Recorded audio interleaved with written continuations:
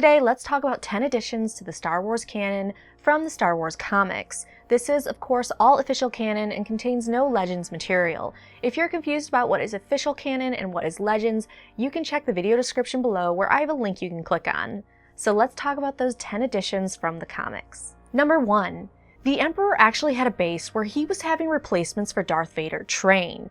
Darth Vader doesn't learn about this until after A New Hope, when he ends up interrogating the man Palpatine commissioned to create these new warriors. Vader eventually goes to the research station and confronts his replacements, who are all technologically advanced warriors, but who are also weak in the Force.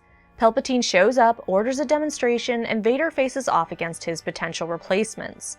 But yeah, for 20 years Palpatine was having replacements for Vader trained, because that's the way of the Sith. The dark side is strength. Number 2, after the Death Star is destroyed, Vader ends up paying a bounty hunter, Boba Fett, to find the X-Wing pilot who ended up destroying it. Eventually, Boba Fett comes back with a name, Skywalker. Vader is understandably pissed, and this is when he discovers he has a son, but of course he confirms it. So that means the little display we see in The Empire Strikes Back, where Palpatine says, "There's no doubt now," I'm paraphrasing of course, "there's no doubt now, the boy that destroyed the Death Star is the son of Anakin Skywalker," and Vader says, "How is this possible?" That was all an act on Vader's part. He already knew he had a son, he already knew about Luke, he already knew that was the boy that destroyed the Death Star, but he was so pissed at Vader for the replacements and training them that he had already planned to take Luke to his side, turn him to the dark side, dispose of Palpatine, and rule the galaxy with Luke by his side. Number 3. If you're wondering why Obi-Wan never trained Luke as a child on Tatooine, it's not because he didn't want to. It's because Luke's uncle actually refused to let Obi-Wan train him. So instead, Obi-Wan had to watch from afar and watch him grow up without being able to train him, which was really hard for Obi-Wan. And there's actually an issue that shows some of his life on Tatooine, and it's really sad because he just has this dialogue in his head of, "I used to be fighting in these wars, and I was a general and going against Siths, and now I'm just on this desert planet and I'm a relic." Number 4, Han Solo had a wife. Okay, not really. Han pretended to marry a woman as a scheme to get back at a crime lord that had been double-crossing spice smugglers. They had to stage a big event to cover the break-in and decided on a wedding, and it had to look real. The problem is Han's wife didn't know it was staged and honestly believed that she was married to Solo. And this causes a lot of tension when Han and Leia are together and this woman shows up demanding her husband, and Leia is just pissed and wants nothing to do with him or the whole situation. Number 5. After A New Hope, the Empire actually starts hunting down any survivor of the planet Alderaan. That's right, I pronounce it like my homeboy Tarkin. You want to make something of it? I didn't think so.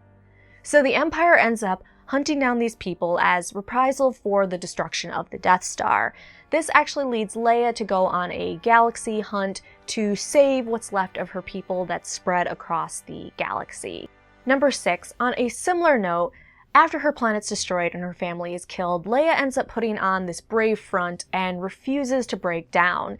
This, unfortunately, doesn't go over as well with the people that survive the planet's destruction that are also part of the Rebel Alliance, as they see her inability to stop working and break down and be emotional as her being an ice princess and really not caring.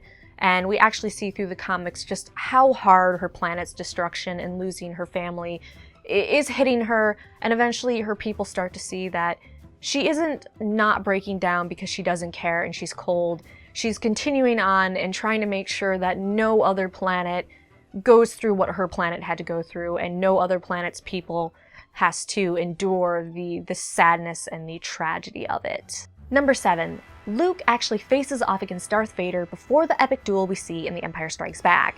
And by face off, I mean Vader swats him away like a little bug. Before he faces off against Vader, Luke hears Ben's voice calling his name, and Luke calls out, "Ben! Ben, is that you? Ben, he's here! Darth Vader! The man who killed my father! Who killed you! I have to face him! I have to end this!" Ben's response is just chilling. He tells Luke, Luke, listen to me carefully. Run.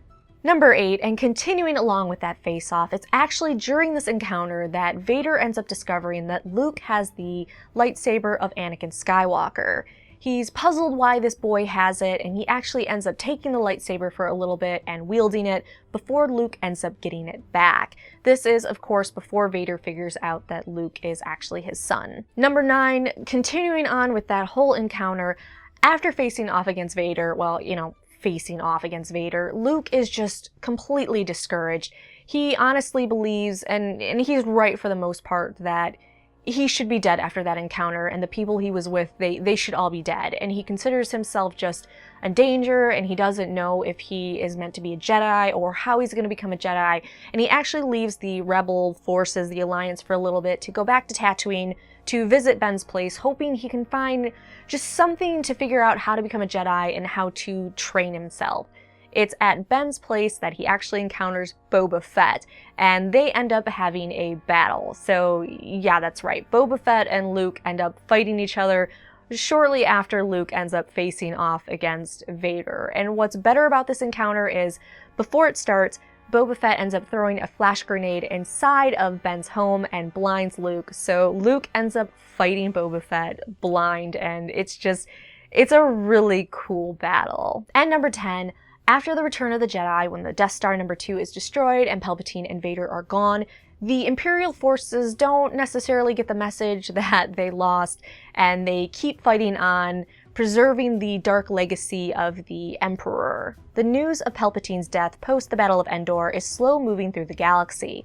Many don't believe the Emperor is truly dead, as the Galactic Empire releases endless propaganda. What is even more terrifying about this is that the Emperor ended up recording messages to be given to a select few Imperials to continue out an operation, and it was called Operation Cinder. Operation Cinder was set in place by the Emperor to activate at his death to enact vengeance against his enemies, as well as preserve the secrets, treasures, and knowledge of the Sith Lord. Many worlds throughout the Outer Rim were hit by devastating attacks as Imperials fulfilled this order. And Naboo actually was almost destroyed itself, but luckily Leia, the current queen of Naboo, and then the mother of a certain rebel pilot we see in The Force Awakens is there, and they end up saving the planet. So those are 10 canon additions via the comics. Make sure you come back every week for new Star Wars videos. Besides that, we have Game of Thrones history, comic videos, and Walking Dead reviews.